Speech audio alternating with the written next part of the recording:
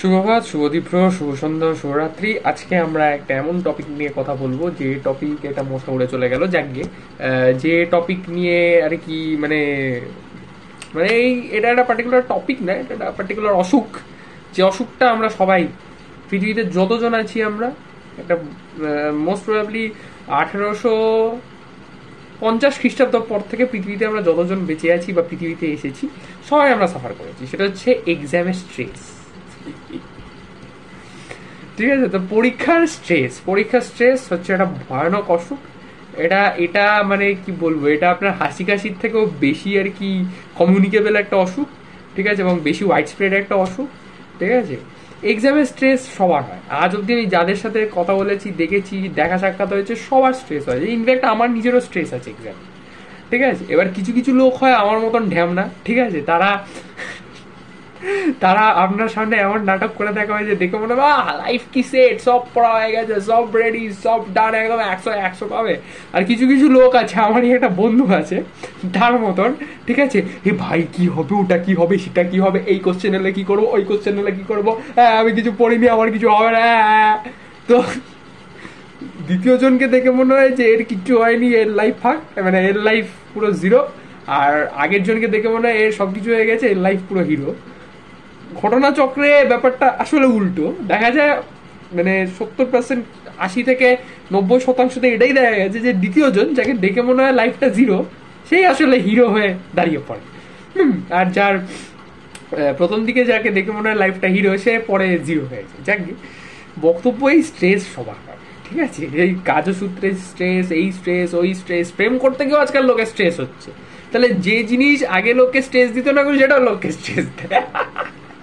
Football খেলতে, খেলাধুলো করতে আজকাল লোকের স্ট্রেস হয়ে যাচ্ছে। ওরে বাবারে বাবারে বাবারে বাবা। যাকে বক্তব্য এই যে জীবনে স্ট্রেস থাকবে, এবং পরীক্ষা নিয়ে জীবনে স্ট্রেস থাকবেই থাকবে, মানে ইটস এ মাস্ট। আপনার পরীক্ষা আসছে আর আপনার যদি স্ট্রেস না থাকে, তাহলে বুঝবেন যে পরীক্ষাটা পরীক্ষা না, পরীক্ষাটা ফালতু, পরীক্ষাটা একটা নকশা, একটা ন্যাকামো। ঠিক আছে, তবে আমি এটাই বলবো যে স্ট্রেস নিয়ে, হ্যাঁ স্ট্রেস একটু নেওয়া উচিত। একটুখানি স্ট্রেস আপনাকে ফোকাসে রাখবে। ঠিক আছে, একটু হালকা স্ট্রেস দরকার। হ্যাঁ, একটুখানি স্ট্রেস আপনাকে ফোকাসে রাখবে, আপনাকে বলবে যে এই পড়তে বস, এই রিভিশন দিতে হবে, এই ওটা রিভিশন করতে হবে, ওটা করতে হবে, সেটা করতে হবে। ফোকাসে রাখবে, আপনাকে একটা মাইন্ড ম্যাপ তৈরি করতে বা একটা গাইডেড ম্যাপ তৈরি করতে সাহায্য করবে।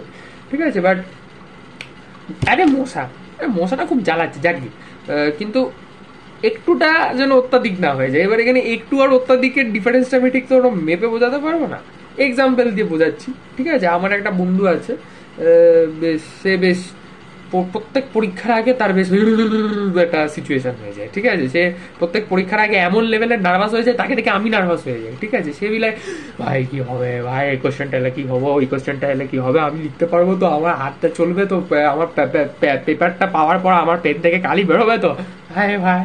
ঠিক আছে, এটা হচ্ছে এক। আর আমার আর এক বন্ধু আছে, তাকে আমি যখনই ফোন করে বলি কি ভাই পড়াশোনা করছিস, সে তখন বলে হ্যাঁ ভাই পড়ছি, হ্যাঁ ঠিক আছে। ও তারপর বলি আগের বারের মতন কুকড অবস্থা হবে না তো, বা আগের বারের মতন চাপের মতন অবস্থা হবে না তো। সে আগের বারে একটু চাপে পড়ে গেছিল। বন্ধু, যদি তুমি বুঝতে পারো যে তোমার ব্যাপারে কথা হচ্ছে, প্লিজ কিছু মনে করো না। ঠিক আছে, যাক, তো তাকে যখনই বলি আগের বারের মতন চাপের মতন অবস্থা, না না ওসব হবে না, it is what it is, আর আগের মতন কুকড হবে না, আমি ম্যানেজ করে নেবো। ঠিক, তা দুজনেই এখানে স্ট্রেস নিচ্ছে, বাট একজন কনস্ট্রাকটিভ স্ট্রেস।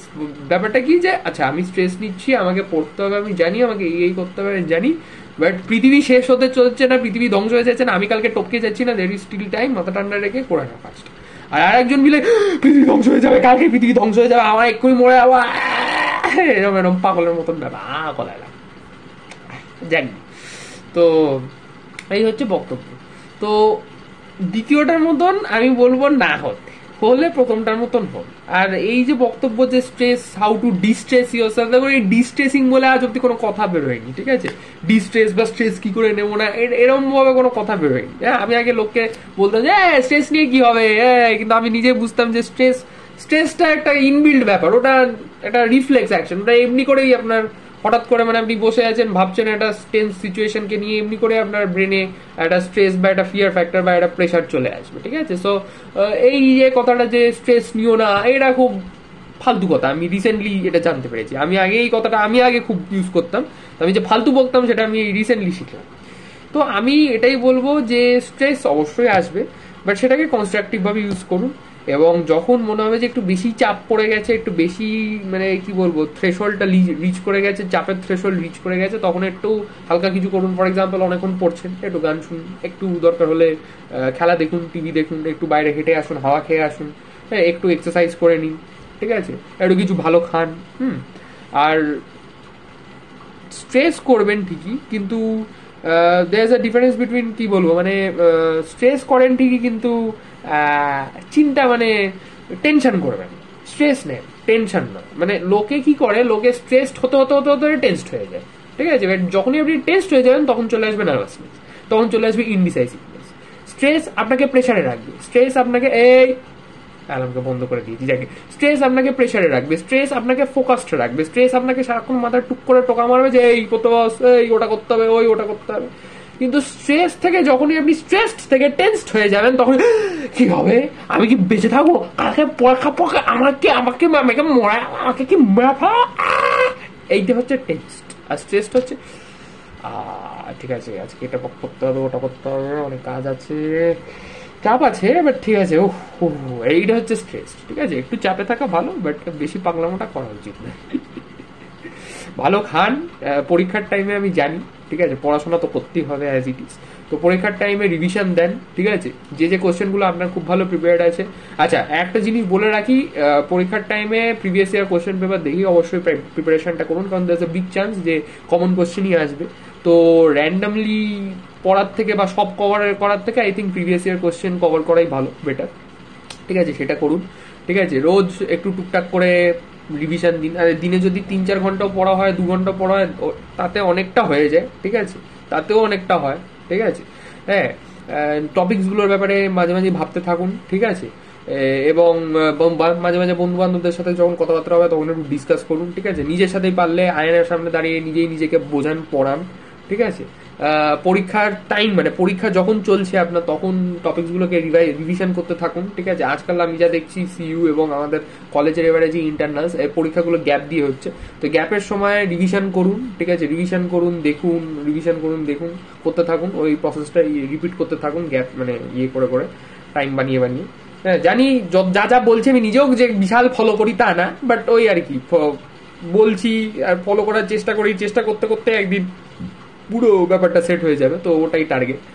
আর এক্সট্রা পাগল হয়ে লাভ নেই, ঠিক আছে, স্ট্রেস অনেক সময় শরীরটাকে খারাপ করে তোলে, ঠিক আছে। আমার যেমন আমার একটু অ্যালার্জিক রিয়াকশনস হয়, যেটা আমি যত স্ট্রেস নিই তত সেটা আরো অ্যাগ্রেভেটেড হতে থাকে, তো অত পাগল হয়ে লাভ নেই, মাথা ঠান্ডা রাখুন। অবশ্যই একটু স্ট্রেসড থাকা ভালো, একটু টেন্স থাকা ভালো, যে আমার এই দিন পর পরীক্ষা, কিন্তু একটা ম্যাপ তৈরি করে নিন, ঠিক আছে। আমি জানি এগুলো যতটা বলা সহজ, করা ততটাই কঠিন, আমি বলছি যাতে আপনারা ট্রাই করেন, আমিও ট্রাই করছি আপনাদের মতো, এই ট্রাই করতে করতে একদিন সাকসেসফুল হয়ে যায়, ঠিক আছে। এই অ্যাটিটিউডটা একটু রাখবেন, ঠিক আছে। আর ধরুন আপনার একটা দিনে একটা কিছু হলো না, সেটা নিয়ে বেশি কান্নাকাটি করে লাভ নেই, একটু দুঃখ অবশ্যই হবে, বাট ট্রাই করবেন যাতে পরের দিন সেটা মেকআপ হয়ে যায়, ঠিক আছে। আর ভালো খাবেন, ঠিক আছে, ভালো খাবেন। Nutrition in exam time is very much important, ঠিক আছে। If you don't have the correct nutrition in your exam time, you will fail because the body won't function properly, your brain won't function properly. So ভালো খাবেন, পরীক্ষার সময় ভালো খাবেন, চেষ্টা করবেন বাইরের আলবাল আজিনামোটো ওই মেকশিট গুড এমএসজি দেওয়া খাবার কম খেতে, বাড়ির রান্না খাওয়ার চেষ্টা করবেন, কফি চা এগুলো খাবেন, ঠিক আছে, বিস্কুট খাবেন ভালো, ঠিক আছে। খাবারটাকে কন্ট্রোলেও রাখবেন, বেশি ওভার ইন্ডালজ করে ফেলবেন না, বিঞ্জ ইটিং করবেন না, ভালো খাবেন, পারলে একটু টুকুস করে এক্সারসাইজও করবেন, ব্যাস। আর ব্যাস এখানেই বক্তব্য শেষ করি। সবাই ভালো থাকবেন, সুখে থাকবেন, সুস্থ থাকবেন, নমস্কার।